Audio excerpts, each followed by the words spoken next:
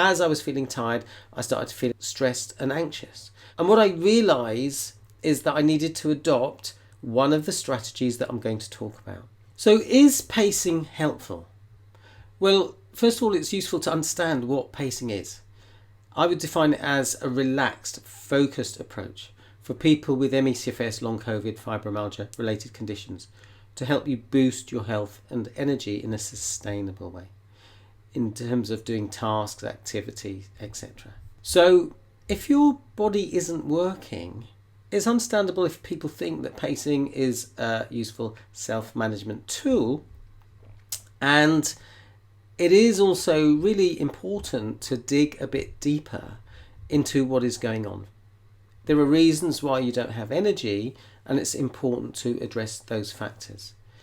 Someone actually sent me a link to a podcast this morning where Evan Hirsch talks about some of the key factors that need to be addressed. He talks about heavy metals, chemicals, molds, infections, and nervous system dysfunction. I'm going to focus on the nervous system aspect of this. I have made a video called Unleash Your Energy where I explain why your energy can become disrupted. If we dig a bit deeper into how someone might apply a pacing approach, it might be, for instance, at one point when I had ME/CFS, I knew I could do around 15 minutes of activity. I wasn't watching my watch, I wasn't wearing a watch, but I just have a sense that I could do a certain amount. I'd take a break if I got tired. If my symptoms got worse, then I would reduce the amount of activity that I did. What I now realise is that there were certain things that I could have been doing that I wasn't doing, and that's what I'll talk about in this video. And the idea is if you're doing 15 minutes for a while, then you increase to 20 minutes, maybe in a couple of weeks' time. And I've read books on ME/CFS recovery where they talk about this in a very rigid way. Okay. Now, the problem with approaching anything in a rigid way is that it can induce stress. It can induce anxiety. It can give us that sense of, oh, if I get it wrong, then I'm going to overdo it. So there's that sense that we're putting our body in the danger response. Okay. So I've learned an approach called the Mind-Body Reconnect. And this is all about understanding the mind-body connection. Now, I've talked about this before, but I don't think there's any harm in repeating myself. So from the perspective of the Mind-Body Reconnect, which was created by Claire Caldwell, there's this understanding that we have two intelligences. Number one, the emotional brain, and the second intelligence is our thinking brain. The job of your emotional brain is to ensure that you're safe and to ensure that you're living a life that's fulfilling. So the emotional brain is constantly assessing the situation and asking, does this feel good? Is it meeting my needs? If it is, great. If it's not, then the emotional brain will send signals. And the way the emotional brain sends signals is via emotions, sensations, and symptoms. So let's say you're feeling bored, then that's your emotional brain saying what you're doing right now isn't meeting your needs. Okay, you might feel safe, let's say if you're lying in bed, but you're not having a sense of fulfillment. And I've talked to many people who say they're lying in bed, they feel frustrated, and that's because they're not meeting needs, all right? Now, if we ignore those signals, then the emotional brain is going to turn up the emotions, sensations, and symptoms. And what can happen is someone thinks, oh, my symptoms have got worse, then that means I need to rest more. And actually, it might be, if you're lying in bed feeling frustrated, you need some stimulation, you need some fun, you need some connection, okay? So rest isn't always the answer. And if we keep not listening, the emotions get turned up, the sensations get turned up, the symptoms get turned up, okay? So that's the role of the emotional brain. Now, the thinking brain has two parts to it. Consider your mindset. If you're doing some physical activity, you can do it in a relaxed way, or you can do it in that way that I just mentioned with a sense of danger. So I remember at one point when I had ME/CFS, I was doing some gardening. I set an alarm for about 30 minutes and I started feeling tired before the 30 minutes was up. As I was feeling tired, I started feeling stressed and anxious. And what I realised is that I needed to adopt one of the strategies that I'm going to talk about. Thinking brain has two parts to it. There's the problem solver And this is the part that listens to the emotional brain and makes sense of the signals. And then there's the problem creator. And this is where we get into fear-based thinking. So let's talk about the problem solver in a bit more depth. So the problem solver part of our thinking brain remembers and learns from past experiences. So let's say I was doing that gardening, my energy started to dip. Now what the problem solver part of the thinking brain will do is to get curious and will approach the situation with compassion. And the goal is to increase our understanding. And so, for example, if I reflect on the fact that my energy was dipping, so maybe I was upset about an interaction. I swallowed my emotions. I remember one time someone making a disparaging comment about CFS being all in the mind, and that annoyed me. My tendency was not to speak up. So I'd get this tightness in my throat. And if I'd reflected on that, oh, actually, whilst I'm doing this gardening, I was annoyed and suppressed my annoyance, and that was kind of making my body tight, then that was going to affect my energy. I might decide that I do need to speak up and say to this person, actually, what you said wasn't very helpful. And I know when I've done that, and I'm sure you've had experiences, let me know, where you've spoken up and you felt your energy shift. Okay. Sometimes speaking up can be scary because we have all sorts of beliefs about it's not okay to share what we think, other people might judge us. But when we get that out of the way and allow ourselves to be authentic, that can be incredibly empowering. Problem creator part of the thinking brain, as I said, tends to generate fear. Okay. Fear-based thinking. It remembers events. Oh, I did too much, and then I had symptoms, and concludes that symptoms are always the result of activity. So that creates a kind of confirmation bias where we have that belief and then we look for evidence that supports that belief.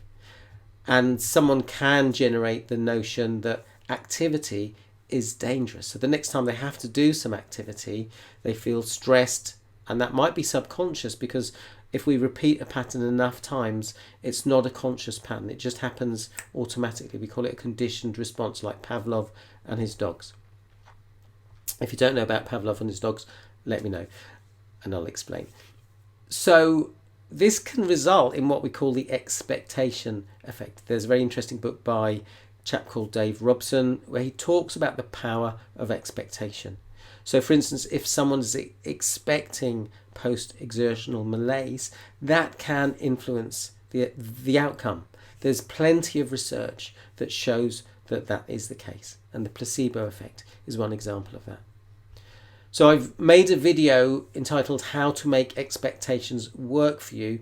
Do watch that because it ties in with what we're talking about, and the link will be below this video.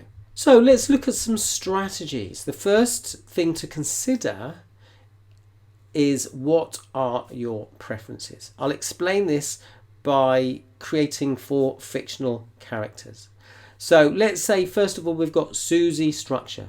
Susie likes a formula and she applies it rigidly. She tends to be perfectionist and she tends to get stressed.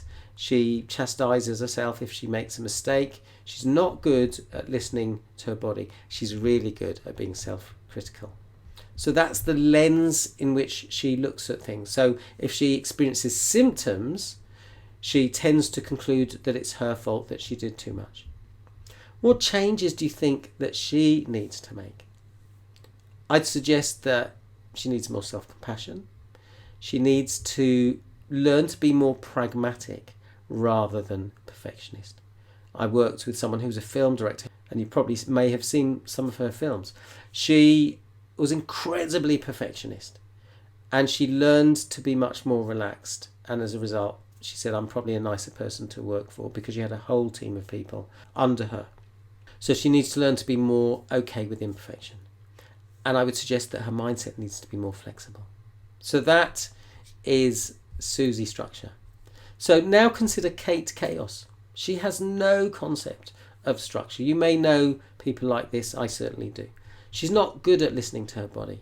She tends to boom and bust. And that's very costly in terms of energy and can really hinder recovery. Just breaking that pattern can make a massive difference. I have made a video on beating boom and busters, so do check that out on my YouTube channel. She needs to learn to listen to her body.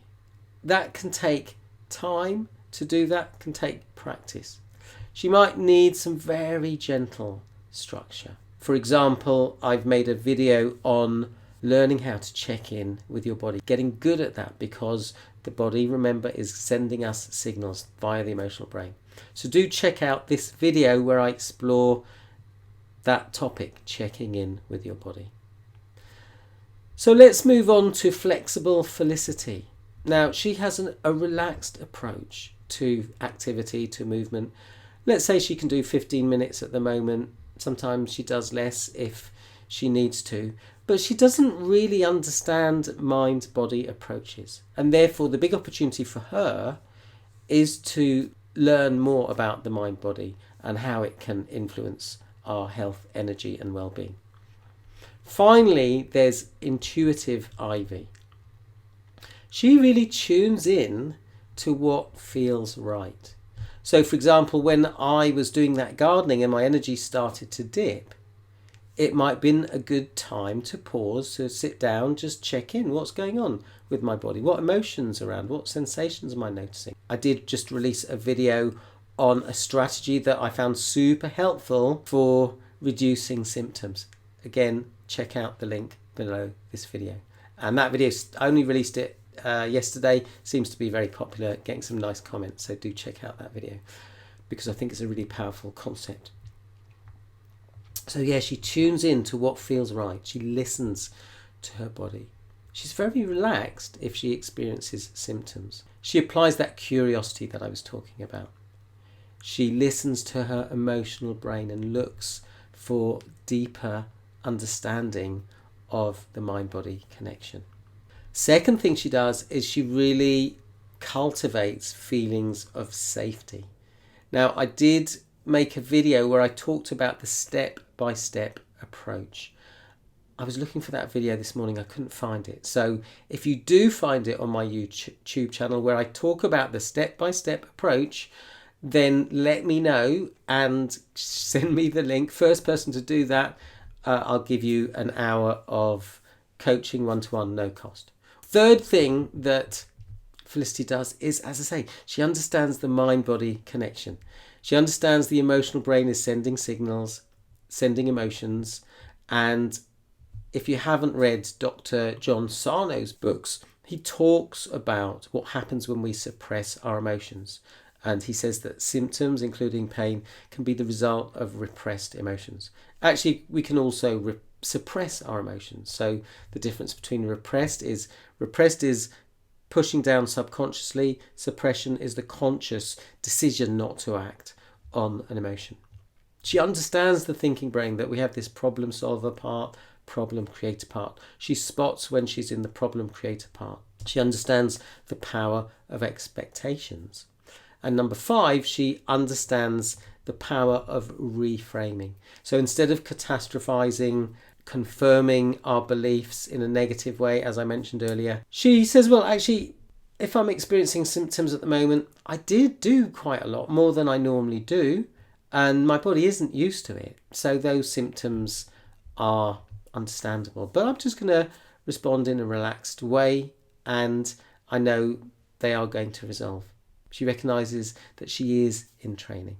And the 6th thing that she does is she's really good at tuning into the body. She has a flexible approach. So if she notices that her energy's changed, she responds in a way that feels appropriate.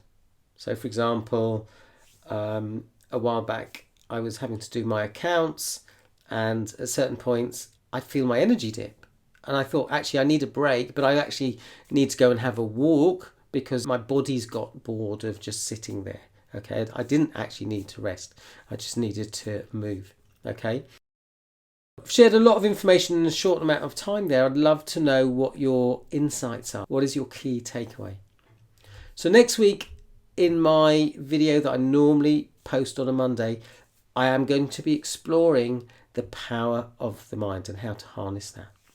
So if you would like more support, then feel free to join my supportive Facebook group. I share a lot of content there. Okay, so, and people are often saying to me, you know, I've learned this from you, this thing that you shared, so have a look at the posts. I'm sharing the stuff that I would have found useful when I had ME/CFS. So do follow me on TikTok or Instagram. I'm more active on TikTok. If you're watching on YouTube, subscribe, hit the notification button. If you like this video, leave a comment. Please share the video. I am going to be doing a no-cost resilience group coaching session in a couple of weeks. If you'd like to join that, then comment group below this video. I will send the link. If you want to go faster, you want help now, I'm happy to have a chat with you, no cost. Just put chat in the comments and we can set something up. So, dare to dream big dreams. Keep going. You've got this. Thanks for watching. See you in the next video. Bye for now.